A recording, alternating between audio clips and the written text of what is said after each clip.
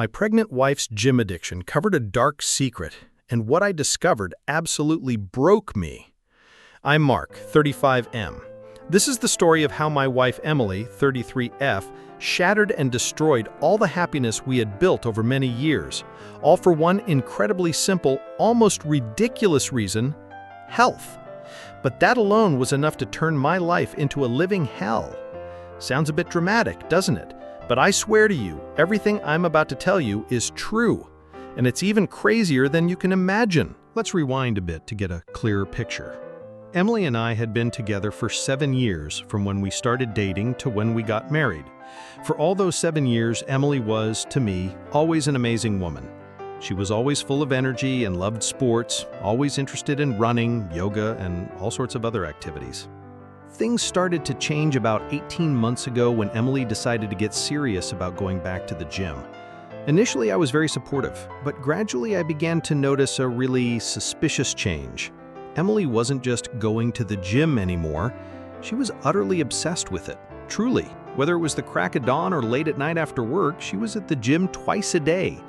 By the weekend, she was practically non-existent because she'd be holed up at the gym then too. Even on our 5th wedding anniversary, we planned a romantic dinner to change up the atmosphere at home.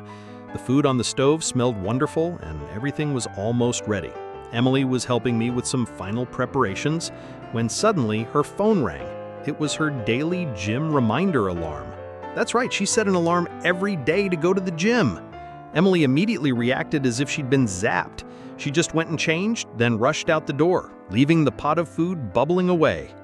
My hands were still busy stirring the dish, and I didn't even get to finish my sentence as I called after her, "Honey, the food's about to burn. Today's our anniversary."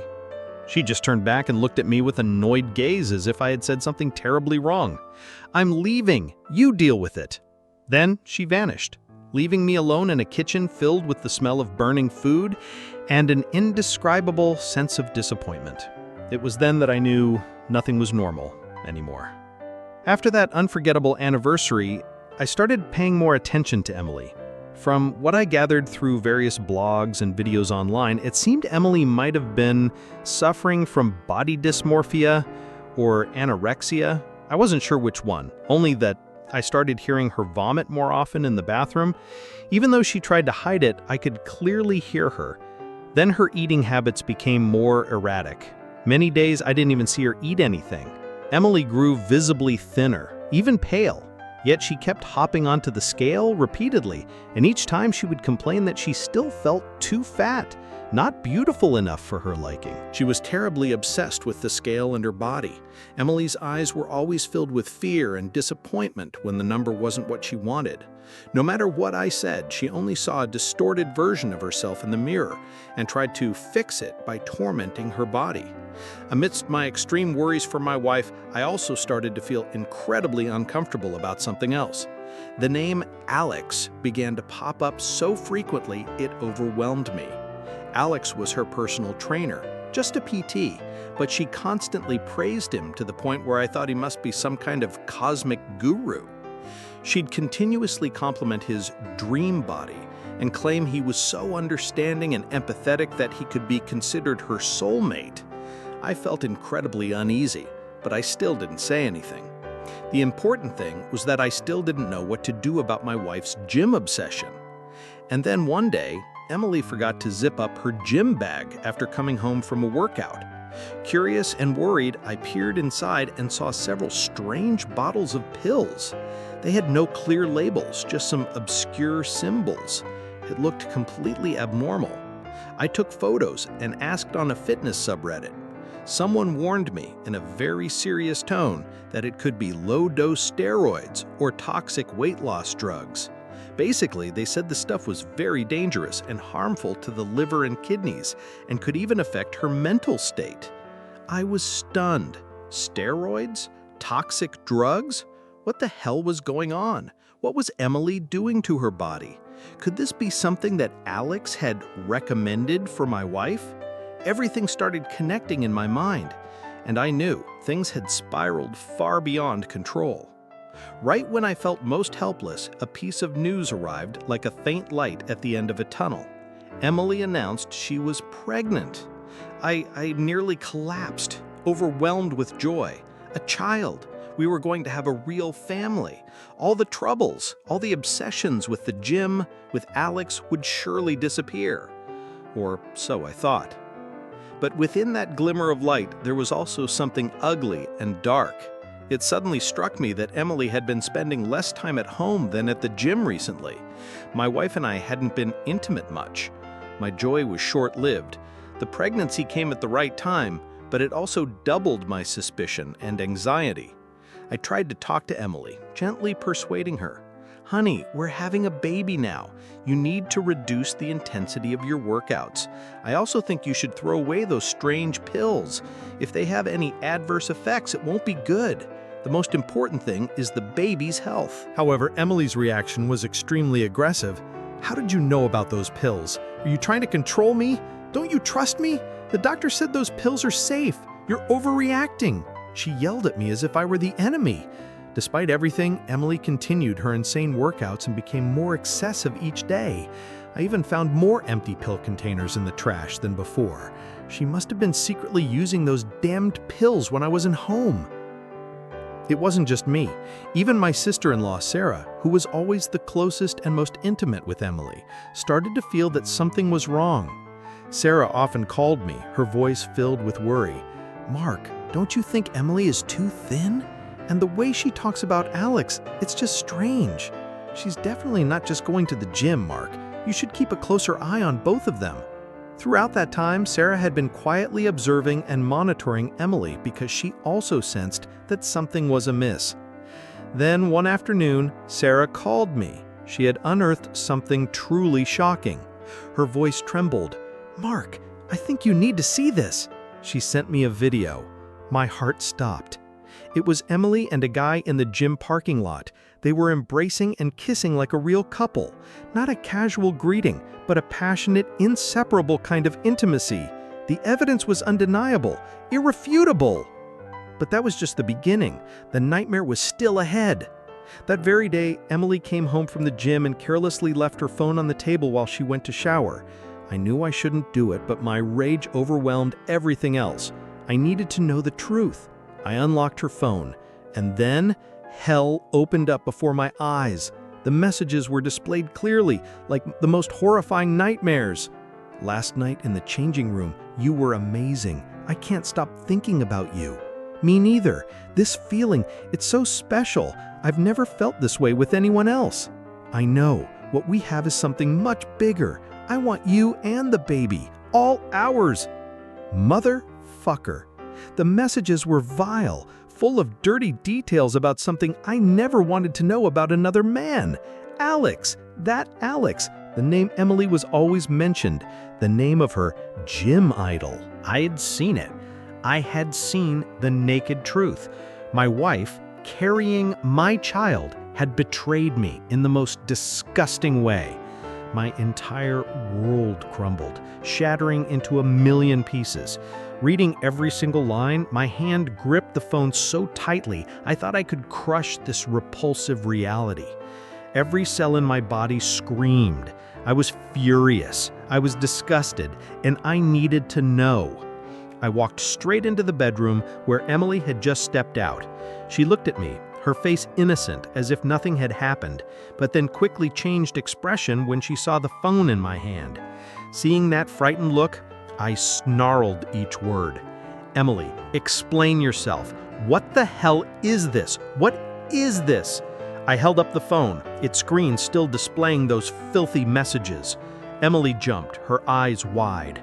Suddenly, her face morphed from fear to a terrifying anger. What the hell are you doing? How dare you touch my phone? Are you spying on me? You have no right. Emily's contorted face didn't shed a single tear. She showed no remorse, not a shred of repentance, only fury at being caught. She dared to turn and blame me. And that very moment, an invisible string in my mind snapped from anguish and contempt. My blood seemed to boil. Raising the phone high, I screamed in despair and indignation. Me spying on you? You're carrying my child and you dare to do this disgusting thing behind my back.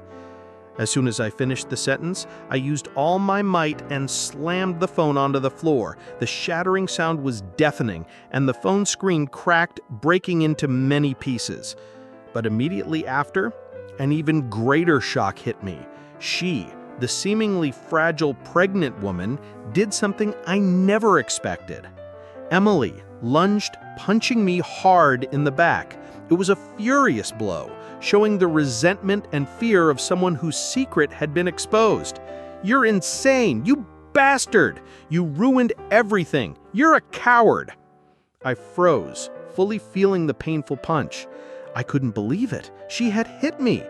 I raised my hand, intending to slap her, but I stopped and just stood there, staring into her eyes.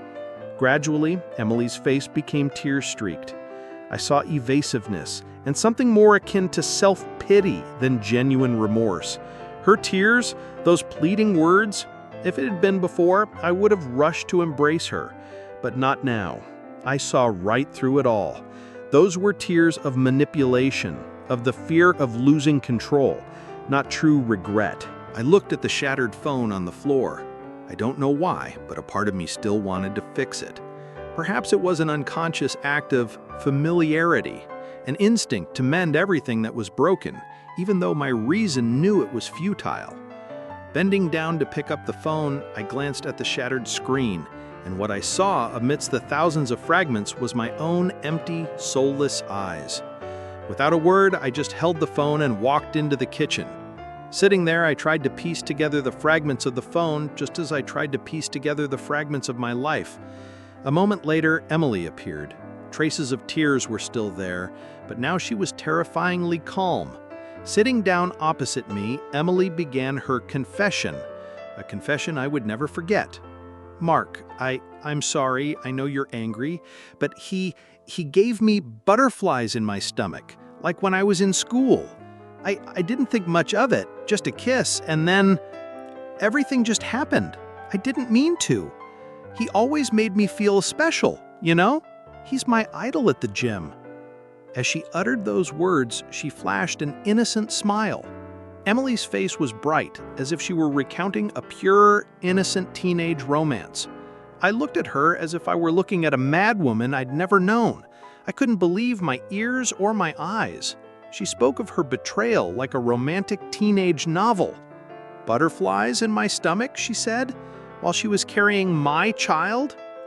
I snapped my head up, staring at Emily. Too shocked and horrified, I stammered, "So, what about the baby? Does he know you're pregnant?" The most disgusting thing, the thing that froze me to my core, was what she said next. That truth was 1,000,000 times more terrifying than those filthy messages. "Oh, he knows. I told him already. He doesn't care whose baby it is. He said he loves me and he wants to be with me. He said he'll accept the baby as his own." Emily replied casually, even with a hint of pride. I was utterly speechless, so stunned I couldn't breathe. Why? Why would a man want to take on someone else's child with a married and pregnant woman? This wasn't love. This was something far more insane. He didn't just want Emily. He wanted to steal everything that belonged to me, including my future as a father. He wanted the family he had destroyed, and Emily, she believed it. She saw it as proof of love. They were both insane. "Mark, will you really leave me if the baby isn't yours?" Looking at me searchingly, Emily asked me an even crazier question. Immediately, without an ounce of concession, I firmly stated, "Yes, I will leave you. I will never raise another man's child, and I will never live with a woman who betrayed me like that." From her hesitation, Emily's face transformed. Her eyes wide, revealing extreme shock and agony as if she had just been dealt a fatal blow. Her lips trembled. Speechless, she seemed completely unprepared for this answer, as if she were the victim of the very truth she had created. And that's when she went crazy. The innocence vanished in an instant. Emily started screaming, completely out of control. "It's your fault. It's all your fault, because you didn't care about me, because you didn't understand my suffering. You controlled me, you ruined my life." She just kept screaming, blaming me for everything as if I were the culprit. Then, before I could even react, she grabbed the knife from the kitchen table. Her hand shaking, she stood by the window, looking at me with eyes full of hatred. "If you dare expose me, I'll end it all. My blood and the baby's will be on your hands. You'll have to live with that forever." I froze. I didn't know what to do anymore. She had pushed me to the edge with no escape. I knew I had to give in. For the baby. Only for the baby. I had no other choice. The knife in Emily's hand, her crazed eyes, I couldn't risk it. I couldn't let anything happen to the baby inside Emily. Even though I didn't know whose child it was and it hurt immensely, I chose to take a step back. I pretended I believed her justifications, pretended I wouldn't expose anything. "All right, I won't tell anyone about this. Put the knife down, please." Immediately, Emily smiled and threw the knife into the sink. And as if nothing had happened, she innocently walked into the bedroom.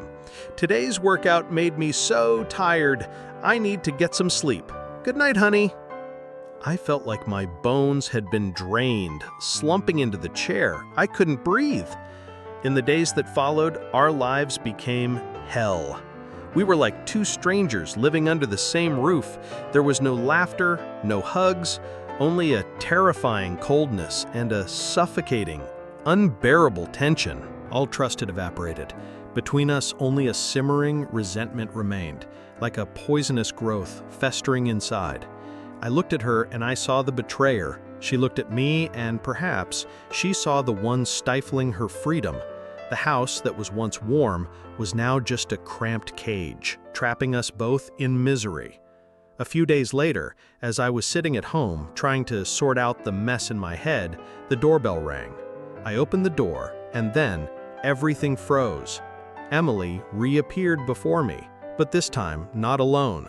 She was with Alex, the man who had shattered my life. So she had moved in with her lover, leaving me alone in this empty house. My heart felt dead, devoid of all sensation. I looked at him. Alex was truly the golden boy of the gym, ripped muscles, impeccably dressed, but his face exuded an arrogant, smug look that I hated. He looked at me with a defiant gaze. Emily stood slightly behind him, her face a bit tense, but with the similar self-satisfied air. "Hello, Mark. We've come to get the rest of Emily's things." After saying that, he confidently tried to step into my house as if it were his own. My blood rushed to my head. "This is my house. You have no right to be here. Get out." I growled each word. Yet, hearing my fury, Alex took another step into the house, a smirk on his face, an expression full of feigned sympathy. "I understand how you're feeling, Mark. Things are difficult, but Emily and we truly love each other. She deserves to be happy. I think we can be friends for the baby's sake." I'd warned him, but he, with his repulsive self-satisfaction, thought he could utter such hollow, understanding words right inside my own home. That hypocrisy, that sickening smugness, it was the last straw. Without another word, I lunged forward without hesitation and punched Alex straight in the face. There was a sickening crack of bone. Alex staggered, clutching his face, and crumpled backward onto the floor, looking truly pained. "Get out!" I roared, my hands still clenched. My eyes were fixed on Alex, writhing on the floor. But then, Emily, she rushed forward, kneeling to cradle Alex. Her eyes at that moment were a mixture of rage, fear, and a touch of pity. Emily shrieked, "What the hell are you doing, Mark? You're crazy! He didn't do anything to you! He just wanted to talk!" I looked at her, at the bastard she was embracing. I sneered, my voice filled with disgust and anger. "Just wanted to talk? Or came to show off that he stole my wife?" Emily cringed, avoiding my gaze. She stammered, We truly love each other. He respects you. He didn't want to hurt you." Hearing those two words, respects you, a bitter laugh suddenly burst from my chest. Respects me?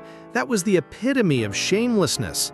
I kept staring directly at Emily, my gaze wanting to pierce through her. Alex was still clutching his face, continuing to whimper on the floor. He respects me? He slept with my wife in the gym changing room. The changing room, Emily. Do you understand? The changing room. And now you say he respects me? Emily bowed her head, not daring to meet my gaze. She clung even tighter to Alex, as if wanting to hold on to him to escape this filthy reality. Alex, meanwhile, slowly got back to his feet, his face swollen. I braced myself, expecting him to retaliate. But no, with a triumphant look, what he used were words so shamelessly insane. You think punching me is the end of it? You should remember, Emily's baby will be mine. Even if it's your child, I'll still be in its life. You'll never have peace. You're not fit to be a father. Even with everything that had happened, he still wanted to rub it in. The scoundrel. He wasn't human. And at that moment, I knew this fight wouldn't end easily. But who would have thought? Life immediately dragged me to the very bottom. A few weeks after my confrontation with Alex, late at night, he called me again. At first, I didn't even intend to answer, but a premonition told me something was wrong. And sure enough, with a trembling voice, he stammered, "Mark, Emily, she's in a lot of pain. At my place. You need to take her to the hospital." This was followed by a text message with an address. I didn't know what had happened, but I rushed to Alex's house. Pushing the door open, I saw Emily curled up on the floor, writhing in pain and clutching her stomach. Alex was nowhere to be seen. I immediately took her to the hospital. The whole way there, my heart felt squeezed. I only prayed that the baby was okay. But then I received devastating news. The doctor stepped out of the emergency room, his face grim. He looked at me and uttered a sentence that would haunt me for the rest of my life. "We're very sorry. Miss Emily has had a miscarriage." Miscarriage? My child. It was gone. My world utterly collapsed. The feeling at that moment was worse than death itself. The doctor continued, each word like a stab wound. "The cause of the miscarriage is directly related to overexertion combined with extreme stress during pregnancy, and we found traces of banned substances in the patient's body." He looked at me, sighed, and added, "Miss Emily appears to be suffering from serious physical and mental health issues. She pushed herself to the limit." I stood there, my limbs numb. I knew it was the truth. I had tried to warn Emily, tried to stop her, but no, she chose that path.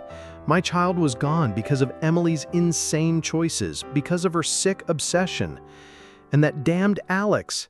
He prattled on about kindred spirits promising to take care of Emily and the baby. Now he vanished like a coward. He left, abandoning Emily alone, without a shred of worry or responsibility. If only he had taken her to the hospital sooner. If only. My child. I never even got to see their face.